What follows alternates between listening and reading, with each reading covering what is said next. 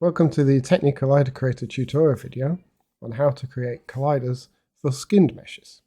As the workflow for skinned meshes is very similar to rigid meshes, we recommend you watch the tutorial on rigid meshes first. To start, we go in the window menu and we open the Skinned Collider Creator window. Then we click on our skinned model. You may have to click a couple of times to dig deeper until you get to the game object with the skinned mesh renderer component. You can see in the hierarchy this is actually nested a couple deep into the model. Once you've selected that, you'll see the window change and it shows the Generate Asset button. When you click Generate Assets, it creates the editor and runtime data inside a physics hulls folder inside your assets directory. And as you can see, the window changes because we're now in editing mode. And down at the bottom, here is the paths that link to the assets. Now we select our skin mesh renderer again.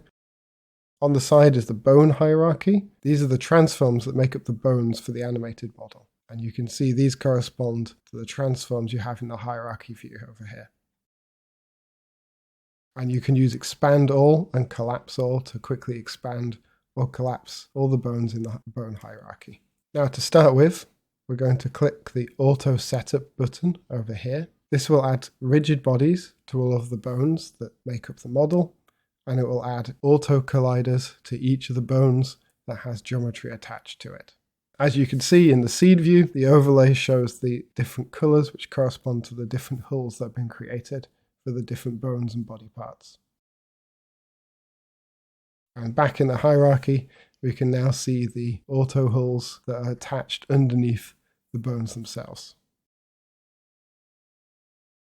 So if we select this auto hull here, connect to the chest, you can see it's got this yellow color been set. If we alter that, we can see which hull in the scene view it's connected to. Once we've done the auto setup, we can click Generate Colliders, and this will take all of our setup data and convert that into actual colliders on the animated model. So if we click the root here, you can see all the colliders have been created and match the various body parts, and they will animate along with the bones of the skeleton. Now if we want to edit all of that, we select the skinned mesh renderer again. We could use the pipette tool, this first button, and then click on a hull, and it will select that hull in the bone hierarchy. You can see this green one here. And then we can change the collider type for a convex hull into a capsule. And then when we click Generate again, and go back to a collider view, you can see that's got a capsule collider created rather than a convex hull collider.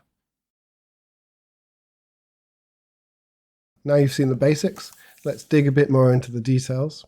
This time, we're going to use this germ slime model from one of Unity's starter packs. As before, we click on the model until we get to the skinned mesh renderer, and then we click Generate Asset. You can see this has got a smaller hierarchy. Then we can click Auto Setup to create rigid bodies and auto hulls for all of the bones in the mesh.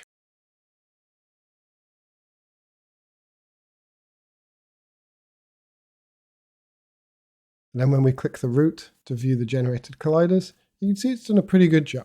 It matches the overall shape pretty well. And if we hit play, we can see all the colliders moving around with their associated bones. But if we look at the tail, there's maybe a little bit here that could be improved. And the eye stalks have got quite a large cone around them that's protruding from the geometry a little bit.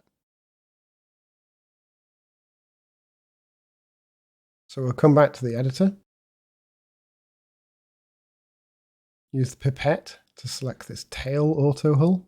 Now for auto hulls, you get this weight threshold. This is effectively a two-ended slider that controls how far along the bone the collider extends. So you can see as we drag one end of this slider in, we can refine it to be more on the tip of this tail. That looks reasonable. And we can go back to the tail that it's attached to.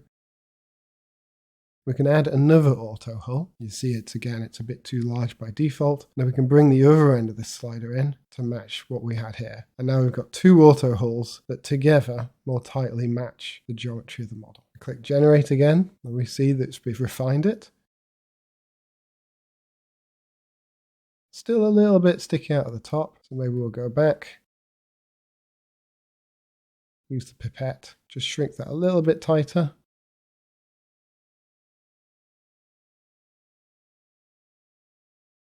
And that's looking pretty tight now. Now if we come up to this eye stalk, so on the right antenna we've got an auto hull and it's a little bit too large.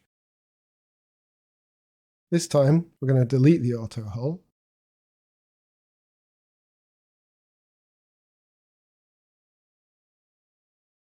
And come back to the right antenna. And instead, we're going to add a manual hull. Manual hulls don't use the weight threshold. Instead, you paint the triangles that you want to include in the hull. This gives you more control, as you can be very specific about which triangles and which area you want included. So we're just trying to paint around this top of the antenna here, around the back. Finish that up. You don't have to be completely accurate here, as long as you're covering the extremes. And now when we click generate and check the result, you can see that's a lot tighter around the underneath of the eyeball. But we do have a bit of a gap because we've trimmed down the spaceless collider. We're going to go back here.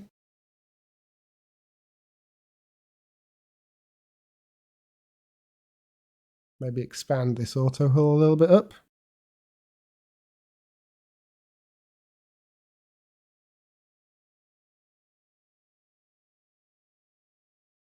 We still need a little bit extra collider around the top, so we'll add a manual hull. Paint this area around here.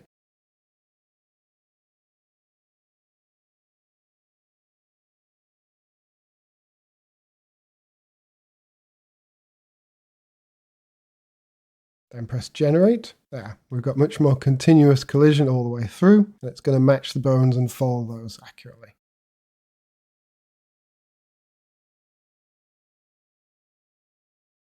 So now, looking into the UI in a bit more detail, at the toolbar at the top, you've got the pipette. Click the pipette tool, and then click on a specific hull, and that will be selected in the bone hierarchy. Of course, if you know which one you want to change, you can just select it in the bone hierarchy directly. Next, for manual hulls, we've got the different brush sizes from precise, small, medium, and large. And you can see as I choose different ones, the scene overlay has this circle around the cursor to show how wide your brush is. So to demonstrate some of the other painting tools, we're going to add a manual hull. We can use the large brush and we can paint large areas. And then next to the brush sizes, we've got select all. That will select all the triangles in the mesh. And then at the other end, select none to deselect everything. Here we've got the select unpainted, and then this blue icon is inverse. So if we paint a small area, we click that, it inverts our selection. And of course, if you invert it again, you get back to your initial selection. Next to that, these are the grow and shrink selection buttons. You can see if we have a small area painted, we can click grow, and each time we click grow, it expands. And then when we click shrink, it shrinks, and we can keep clicking that to shrink it down. Next, we've got the auto setup button, and we've already seen how that works. After that, we've got remove all bodies. This will remove all the rigid bodies that are defined for each bone. And the remove all hulls, which removes all hulls from our setup data. Generate colliders will generate all of the colliders and rigid bodies and sync up all the runtime components to what's displayed in this window. And then next to that, we have delete generated. This will delete all of the generated rigid bodies and colliders. So you see we press that, and back on our hierarchy, it's completely clean now and it's all been removed. We click generate again, and all of our colliders and rigid bodies are back. Moving on to the next areas of the UI, the bone hierarchy and the properties below it are linked. And you can kind of think of the properties as the inspector. It's linked to whatever your selection is in the bone hierarchy. In the bone hierarchy, we have bones, which correspond to transforms in the animated model. And it's these we can attach rigid bodies to. And if there's an attached rigid body, it gets this little green icon next to the name. And you can see the names in the bone hierarchy link up with the names in the actual Unity hierarchy. Underneath the bones, we can create hulls. We can either have auto hulls or manual hulls. And auto hulls and manual hulls generate colliders that go with the bone that they're associated with. These will be assigned different colors because these colors correspond to the colors shown in the scene overlay. And up at the top, we have expand all and collapse all. So you can expand all of the bones if it's easy to see. And if you want, you can collapse this individual area So when we click a bone, you can see down at the bottom, it has options whether to add a rigid body, whether it's kinematic, and also the mass, drag, and linear drag of that rigid body. And the is kinematic flag here will be passed through to the rigid body's is kinematic flag as well. And for an animated character, you probably want it kinematic because you want the animation driving the physics, which can then push physics around in your game world. Now, if we select an auto hull, we can see the properties change down here. Auto hulls have this weight threshold where we can control how much of the associated geometry is converted into a hull.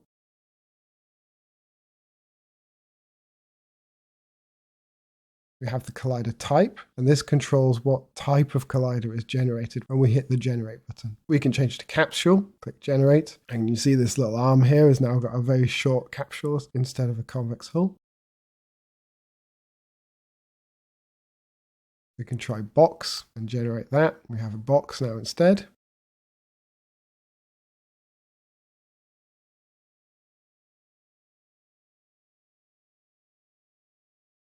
Now, maybe for one of the eyeballs, we'll try change that to a sphere. And as we regenerate, you can see there's now a sphere collider rather than the convex collider that was created previously. Maybe we want to set both the eyeball and the eyelid to sphere on this particular model. Next is the is trigger tick box. This controls whether the generated collider is marked as trigger.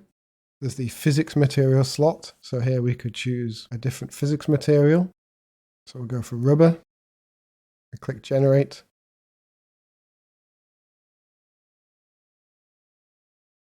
And now we see when we find the generated collider, it's got the rubber physics material assigned to it. In general, you don't want to edit the generated colliders or rigid bodies directly. You want to do it through this UI, and then when you click generate, it will update and stay in sync. Moving on to the default section in the UI, the values here for the mass, linear drag, linear damping, and angular damping are the defaults that are used when you press the auto setup button. And we can also change these values and click and they apply to all, and then that will be applied to all of the rigid bodies and colliders in our bone hierarchy. So you can see we've changed the material here to metal. We've clicked apply to all, and it's changed all of the colliders in this bone hierarchy. We can do the same with the box type. It applies to all. Then we click generate, and you can see when we look at the hierarchy that we've completely changed the model's collision to boxes. We can do the same thing with capsules.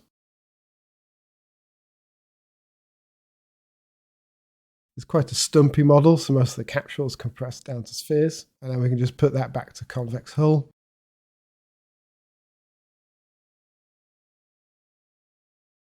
Now down here in settings, we have some visual settings to control how the overlay looks. And you might want to tweak these depending on what your scene looks like. Sometimes if your scene's very bright or very dark, you might need to adjust these so you can see what you're doing. First, we have the wireframe option. Now, the tick box on the far right here controls whether the wireframe is drawn or not. And then the slider controls the intensity. You can either have it as a black wireframe or a white wireframe. And the slider adjusts the wireframe from black to faint white to white. Underneath that, we have dim other hulls. You can see when we have a hull selected, the other hulls become less intense and the selected one remains quite bright. This is what dim other hulls is doing.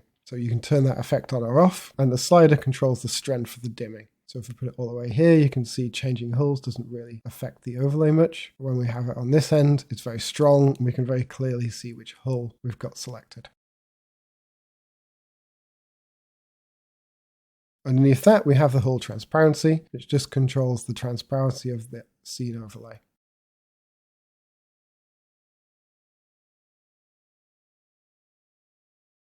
And then in the bottom section, we have the paths to the assets that we're currently editing. So here you can see the assets that we're editing in the physics hulls folder. And it is also shown in the skinned collider creator component that's attached to the object we're editing. Now, when your game is getting close to release, what you can do is you can press the disconnect from assets, and this unlinks the editor data from the model. And what this means is you're getting zero overhead in your game. You're just getting the generated colliders. And if you want to come back and edit again, then we open the window, we use the reconnect to assets, we click the circle, and we select the editor data we were using previously. It relinks it up, and we can carry on editing where we left off. Remember, when you disconnect from your assets, the colliders stay in whatever state they were when you last pressed the generate button.